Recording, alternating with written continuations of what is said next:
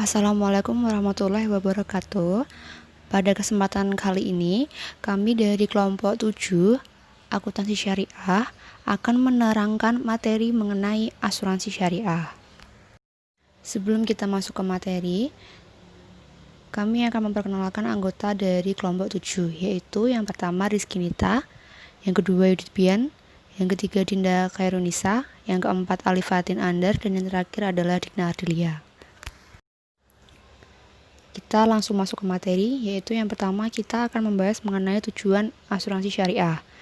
Asuransi syariah ini dibahas di dalam PSAK nomor 108.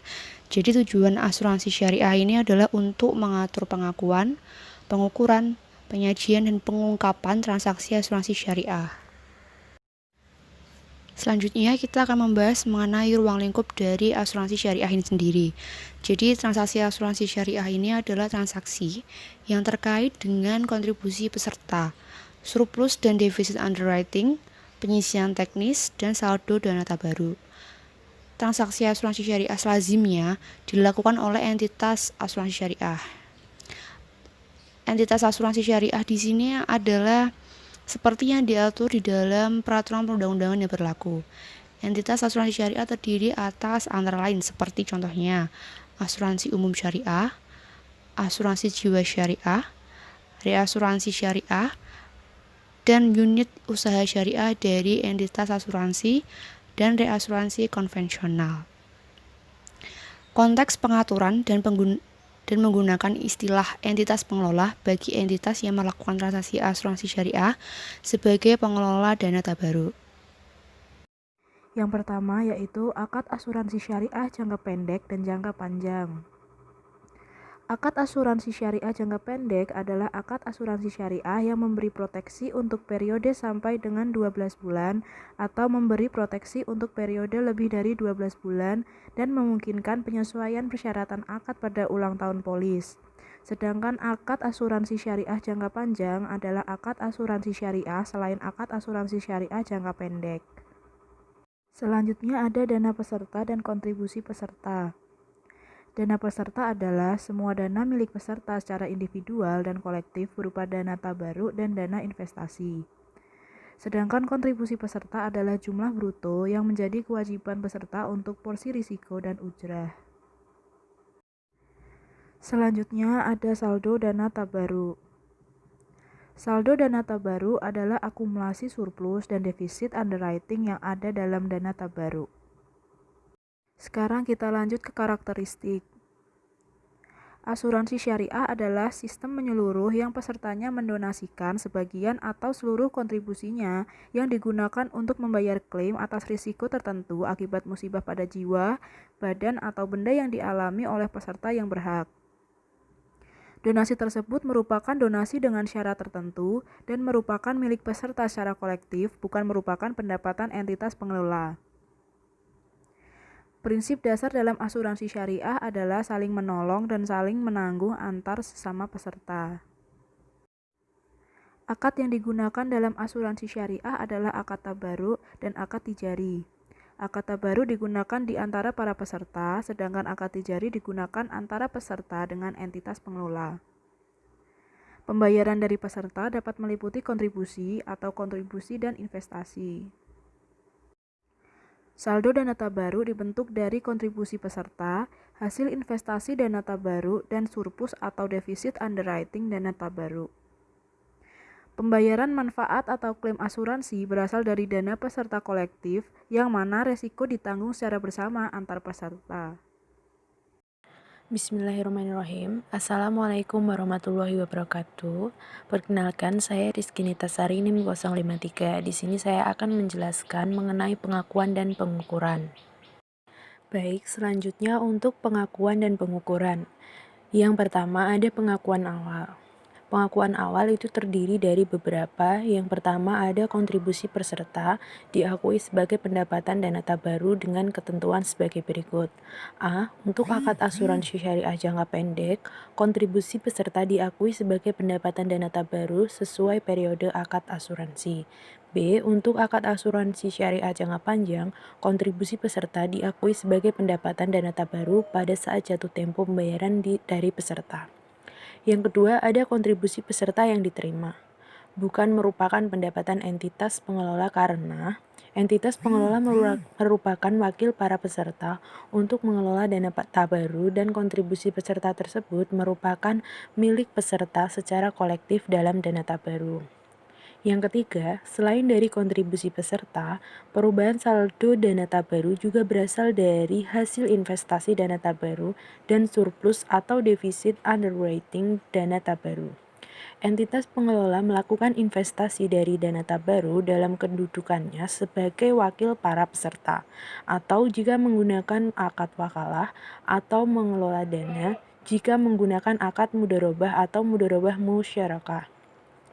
Bagian pembayaran dari peserta untuk investasi diakui sebagai dana investasi mudharabah dan dana investasi mudharabah musyarakah dan dana investasi wakalah. Bagian pembayaran tersebut bukan merupakan pendapatan entitas pengelola karena milih peserta secara individual. Selanjutnya ada perlakuan akuntansi untuk investasi dengan menggunakan akad mudharabah atau musyarakah dan wakalah mengacu pada PSAK yang relevan. Selanjutnya ada bagian kontribusi untuk ujrah, diakui sebagai pendapatan entitas pengelola secara garis lurus selama masa akad dan menjadi beban dana tabaru. Biaya akuisisi diakui sebagai beban entitas pengelola selaras dengan pengakuan pendapatan ujrah tersebut. Selanjutnya, selain pengakuan awal, ada penyisian teknis. Penyisian teknis untuk asuransi syariah ada 4. Yang pertama, kontribusi yang belum menjadi hak atau ownership contribution, yaitu jumlah penyisian untuk memenuhi estimasi klaim yang timbul pada periode mendatang. Penyisian ini untuk akad asuransi syariah jangka pendek. Yang kedua, manfaat polis masa depan, yaitu jumlah penyisian untuk memenuhi estimasi klaim yang timbul pada periode mendatang. Penyisian ini untuk akad asuransi syariah jangka panjang. Yang ketiga, klaim yang masih dalam proses atau outstanding claim, yaitu jumlah penyisian atas estimasi klaim yang terjadi dan dilaporkan sampai dengan akhir periode berjalan yang akan dibayar pada periode mendatang. Penyisian ini untuk akad asuransi syariah jangka pendek dan panjang. D. Klaim yang terjadi tetapi belum dilaporkan atau incurred but not report claim, yaitu jumlah penyisian atas klaim yang terjadi tetapi tidak dilaporkan sampai dengan akhir periode berjalan. Penyisian ini untuk akad asuransi syariah jangka pendek dan panjang. Selain itu, penyisian teknis diakui pada saat akhir periode pelaporan sebagai beban dana tabaru. Penyisian teknis ini diukur sebagai berikut. A. Kontribusi yang belum menjadi hak dihitung secara individual dari setiap pertanggungan dan besarnya penyisian ditetapkan secara proporsional dengan jumlah proteksi yang diberikan. B. Manfaat polis masa depan dihitung dengan mencerminkan estimasi pembayaran seluruh manfaat yang diperjanjikan dan penerimaan kontribusi peserta di masa depan, dengan mempertimbangkan estimasi tingkat imbal hasil investasi dari dana tabaru. C. Klaim yang masih dalam proses diukur sebesar estimasi jumlah klaim yang masih dalam proses atau entitas pengelola. Jumlah perkiraan tersebut harus mencukupi untuk mampu memenuhi klaim yang terjadi dan dilaporkan sampai dengan akhir periode pelaporan. D. Klaim yang terjadi tetapi belum dilaporkan diukur sebesar estimasi jumlah klaim akan dibayarkan pada tanggal pelaporan berdasarkan pada pengalaman masa lalu yang terkait dengan klaim paling kini yang dilaporkan. Perhitungan penyisian teknis tersebut memasukkan bagian reasuransi atas klaim. Selain itu, di dalam penyisian teknis juga terdapat tes kecukupan. Tes kecukupan dilakukan terhadap penyisian teknis yang dibentuk dengan menggunakan estimasi paling kini atas arus kas masa depan berdasarkan akad asuransi syariah. Ketika terjadi kekurangan, maka diakui sebagai beban dana tabaru. Di dalam pengakuan juga terdapat saldo dana tabaru. Saldo dana tabaru ini digunakan untuk A. Menutup defisit yang kemungkinan akan terjadi di masa depan. B. Tujuan memitigasi dampak resiko kerugian yang luar biasa yang terjadi pada periode mendatang untuk jenis asuransi atau class of business yang menunjukkan derajat volatilitas klaim yang paling tinggi. Sebelum membahas pengungkapan, saya akan membahas tentang penyajian. Penyisian teknis disajikan secara terpisah di liabilitas dalam laporan posisi keuangan. Saldo dana tabaru dan saldo dana investasi peserta disajikan di dana peserta yang terpisah dari liabilitas dan ekuitas dalam laporan posisi keuangan. Setelah penyajian, saya akan menjelaskan mengenai pengungkapan. Di sini ada beberapa entitas yang melakukan pengungkapan.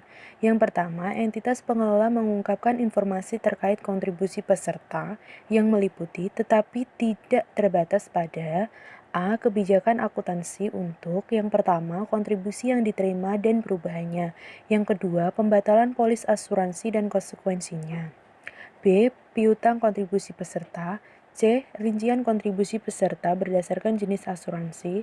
D. Jumlah dan presentase komponen kontribusi peserta untuk bagian resiko dan ujrah dari total kontribusi peserta per jenis asuransi. E. Kebijakan perlakuan surplus atau defisit underwriting dana tabaru. F. Jumlah pinjaman kepada dana tabaru jika ada. Yang kedua, entitas pengelola mengungkapkan informasi yang memungkinkan pengguna laporan keuangan untuk mengevaluasi sifat dan luas resiko yang timbul dari akad asuransi syariah terhadap dana tabaru meliputi, tetapi tidak terbatas pada A. Tujuan, kebijakan, dan proses dalam pengelolaan resiko yang timbul dari akad asuransi syariah, serta metode yang digunakan untuk mengelola resiko tersebut.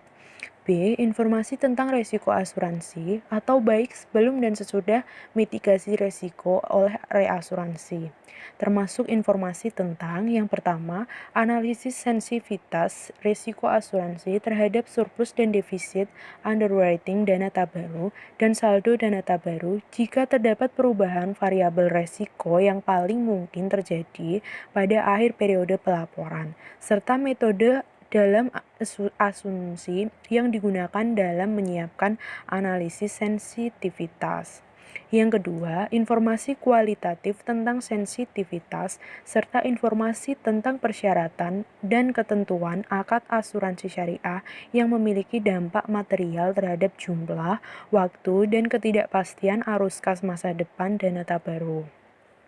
Yang ketiga, konsentrasi risiko asuransi termasuk penjelasan bagaimana manajemen menentukan konsentrasi dan penjelasan dari kesamaan karakteristik yang menandakan masing-masing konsentrasi. Atau contohnya, jenis kejadian yang diasuransikan, area geografis, atau mata uang. Yang keempat, klaim aktual dibandingkan dengan estimasi sebelumnya atau claim development. Yang ketiga, entitas pengelola mengungkapkan informasi terkait dengan dana investasi yang meliputi, tetapi tidak terbatas pada 1. Kebijakan akuntansi untuk pengelolaan dana investasi yang berasal dari peserta. Yang kedua, rincian jumlah dana investasi berdasarkan akad yang digunakan dalam pengumpulan dan pengelolaan dana investasi. Yang keempat, entitas pengelola mengungkapkan informasi terkait penyisian teknis meliputi, tetapi tidak terbatas pada 1. Jenis penyisian teknis atau saldo awal, jumlah yang ditambahkan dan digunakan selama periode berjalan, dan saldo akhir. Yang kedua, dasar yang digunakan dalam penentuan jumlah untuk setiap penyisian teknis dan perubahan basis yang digunakan. Selanjutnya ini ada kelanjutan dari entitas yang melakukan pengungkapan tadi. Yang kelima, entitas pengelola mengungkapkan informasi terkait saldo dana tabaru meliputi tetapi tidak terbatas pada 1. Pihak yang menerima pengalian saldo dana tabaru jika terjadi likuidasi atas produk atau entitas pengelola. Yang kedua, jumlah yang disajikan sebagai dasar penentuan alokasi surplus atau underwriting. Yang terakhir, ada entitas pengelola mengungkapkan rincian aset dari dana tabaru, dana investasi peserta, dan dana entitas pengelola. Selanjutnya adalah penyajian. Dalam asuransi syariah, penyisihan teknis disajikan secara terpisah di liabilitas dalam laporan posisi keuangan. Saldo dana tabaru dan saldo dana investasi peserta disajikan di dana peserta yang terpisah dari liabilitas dan ekuitas dalam laporan posisi keuangan. Pengungkapan. Entitas pengelola mengungkapkan informasi terkait kontribusi peserta meliputi, tetapi tidak terbatas pada 1.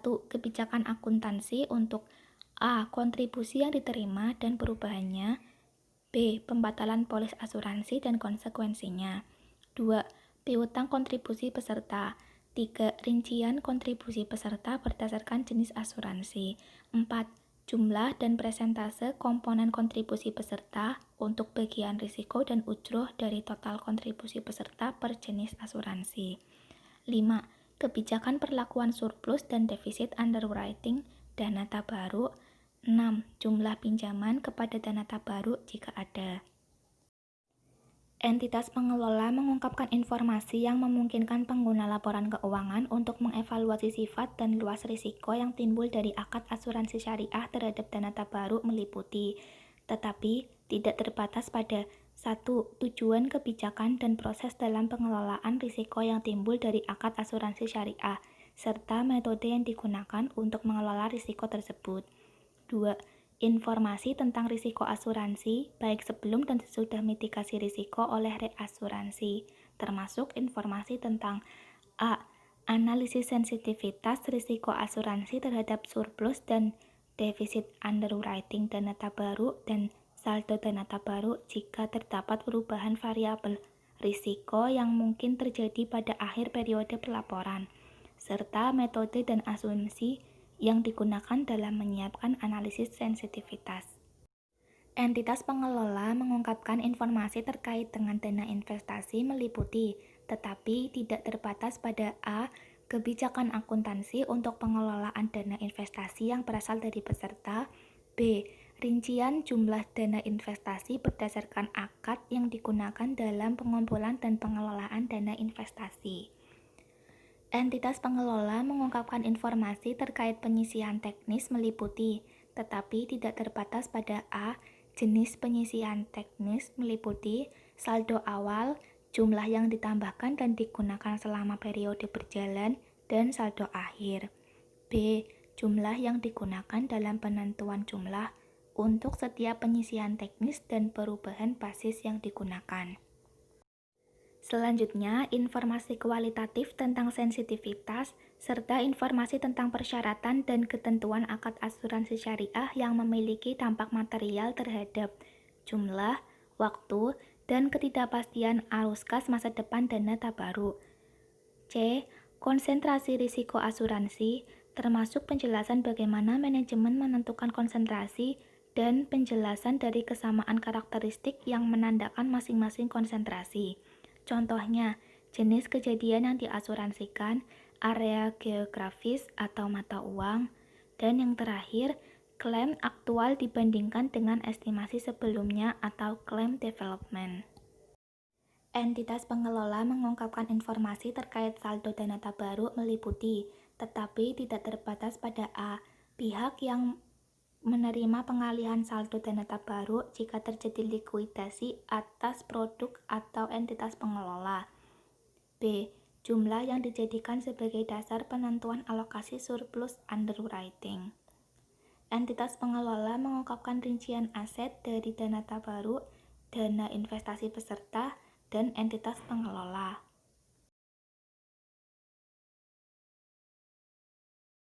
Pernyataan ini diterapkan secara retrospektif, dan revisi untuk pernyataan ini diterapkan secara prospektif atas akad asuransi syariah yang telah ditetapkan, dengan ketentuan bahwa saldo investasi yang menggunakan akad wakalah pada periode penyajian yang paling awal disajikan di dana peserta, dan dampak perubahan pengaturan tersebut terhadap dana tabaruk diakui di saldo dana tabaruk, serta dampak perubahan pengaturan tersebut terhadap entitas pengelola diakui di saldo laba awal penerapan revisi pernyataan ini. Pernyataan ini berlaku efektif untuk laporan keuangan pada periode laporan yang dimulai pada tanggal atau setelah tanggal 1 Januari 2010. Nah, revisi atas pernyataan ini dilakukan pada tahun 2015 dan berlaku efektif untuk periode tahun buku yang dimulai pada tanggal 1 Januari 2017.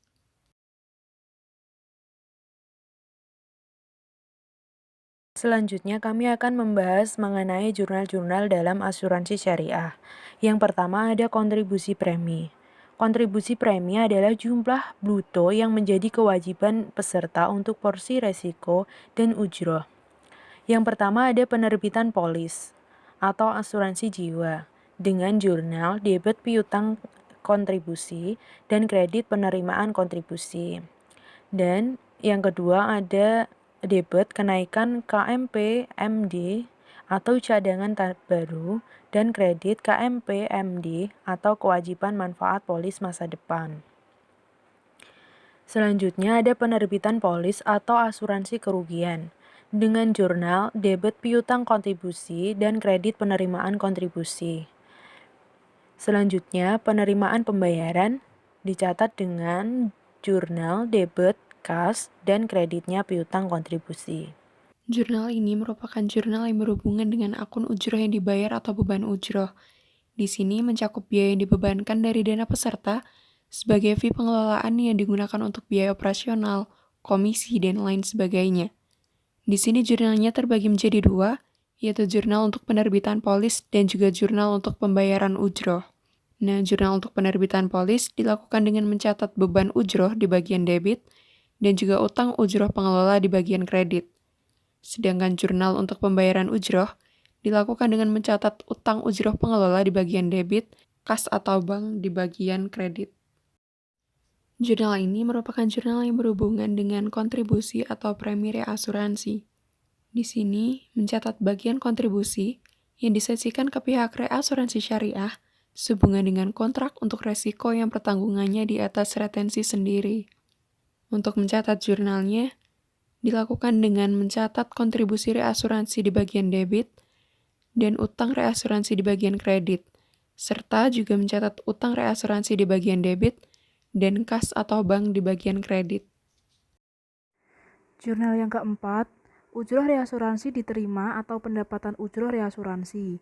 Bagian dana yang harus dikeluarkan dari kontribusi reasuransi yang merupakan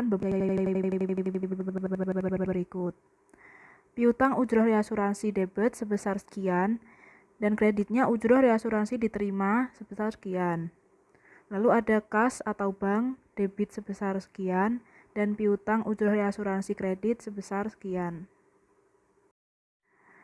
Jurnal yang kelima yaitu ada surplus operasi reasuransi. Pendapatan surplus operasi dari reasuradur yang diterima oleh perusahaan asuransi. Berikut adalah jurnalnya. Piutang surplus reasuransi debit sebesar sekian, surplus reasuransi kredit sebesar sekian. Kas atau bank debit sebesar sekian, dan piutang surplus reasuransi kredit sebesar sekian. Selanjutnya ada jurnal untuk penyisihan teknik atau cadangan teknik. Terdapat dua jenis. Yang pertama yaitu penyisihan kontribusi yang belum menjadi hak. Jurnalnya debit kenaikan atau penurunan kontribusi yang belum menjadi hak atau beban KYBMP, dan kreditnya penyisihan kontribusi yang belum menjadi hak atau KYBMP. Yang kedua yaitu penyisihan klaim yang masih dalam proses. Jurnalnya debit kenaikan atau penurunan klaim yang masih dalam proses atau beban EKRS, dan kreditnya penyisihan klaim yang masih dalam proses atau EKRS. Yang terakhir yaitu jurnal untuk bagi hasil investasi atau bagi hasil dana peserta. Bagi hasil investasi atau bagi hasil dana peserta adalah distribusi bagi hasil investasi yang diberikan ke pengelola atas pengelolaan portofolio investasi peserta. Jurnalnya debit bagian bagi hasil untuk pengelola dan kredit kas atau utang bagi hasil untuk pengelola. Sekian presentasi dari kelompok kami. Kurang lebihnya mohon dimaafkan, dan bagi teman-teman yang ingin bertanya bisa langsung mengetikkan pertanyaannya. Terima kasih. Wassalamualaikum warahmatullahi wabarakatuh.